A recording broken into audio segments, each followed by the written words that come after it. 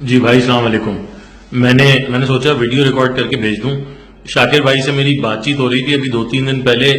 Farmer کی جو welfare ہے، اگر اس کے اوپر بہت مختصر بات یہ ہے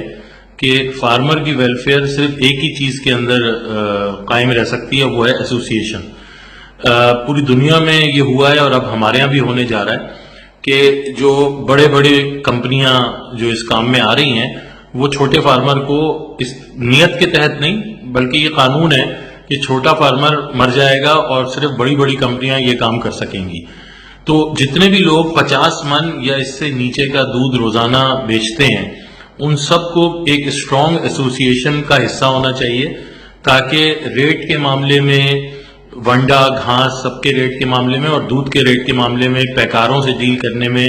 ریٹیلر سے ڈیل کرنے میں، ان سب میں وہ ایک آواز ہو کے ایسوسیشن کے تھرو بات کریں. اب یہ شاکر بھائی جو ہیں، یہ میں دیکھ رہا ہوں، مجھے اس کام میں 6-7 سال ہوئے ہیں اور میں جب سے اس کام میں آیا ہوں میں دیکھتا ہوں کہ ایک واحد آدمی جو اپنے کاروبار کے علاوہ بات کرتا ہے وہ صرف شاکر عمر ہے. اور ایک دفعہ نہیں بلکہ 10 دفعہ انہوں نے یہ ثابت کیا ہے کہ یہ جیدار آدمی ہے، بے لوس آدمی ہے. اور میرے خیال سے یہ خون میں ہوتا ہے کیونکہ ان کے والد صاحب بھی لیڈر تھے، تو ان کے اندر ان کو شوق ہے اور ان کو ایک فکر ہے کہ بھائی کسی طرح سے ہمارا جو ایسوسیشن ہے وہ مضبوط ہو اور اس کا استحصال ختم ہو. تو جس آدمی کے پاس 10 من دودھ ہے، 12 من دودھ ہے، 25 من دودھ ہے، 30 من دودھ ہے، یہاں تک کہ 50 من دودھ بھی ہے، بلکہ میرے حساب سے تو 100 من دودھ والا بھی جو ہے اس کی آواز کوئی نہیں ہے، کیونکہ یہ کراچی ہے اور 5 ملین لیٹر کے اندر یہ 100-200 من جو ہے نا، یہ راؤنڈنگ ایرر ہے. تو لہٰذا اگر آپ کو اپنے ریٹ کے اوپر بات کرنی ہے،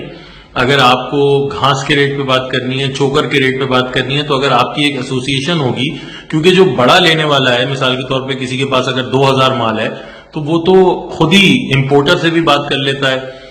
گھاس کے ریٹ بھی وہ پیچھے سے کھیتوں میں طے کروا لیتا ہے، کیونکہ اس کے پاس خریداری کے لیے پیسہ بہت ہے، اس کے پاس جانور بہت ہیں. تو مختصر بات یہ ہے بھائی کہ ایک ایسوسیشن کا حصہ ہوں، اس ایسوسیشن کو مضبوط کریں، اور وہ ایسوسیشن اور اس کا صدر جیسے کہ شاکر عمر صاحب ہیں، وہ آپ کے بہاف پہ گھاس والوں سے، چوکر والوں سے، دودھ کے ریٹ پر،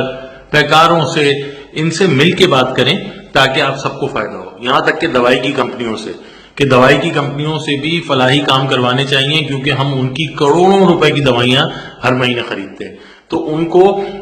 کالونیوں کے اندر پورا ایک پروگرام دینا چاہیے کہ کس طرح سے وہ فری ڈاکٹر، جب ہم ان کی اتنی دوائیاں استعمال کر رہے ہیں